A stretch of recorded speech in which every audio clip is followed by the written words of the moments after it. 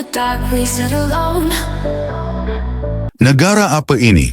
Rakyat diperas, aparat berpesta, hidup kami kalian anggap tak berharga, banting tulang bayar pajak setiap hari, tapi yang berkuasa hidup bak raja sendiri.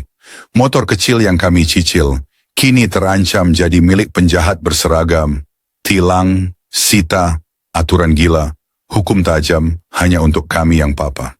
Kendaraan rakyat dirampas, tapi mobil mewah pejabat tetap melintas. Dibeli dari uang korupsi, dinikmati oleh babi-babi busuk yang rakus hati.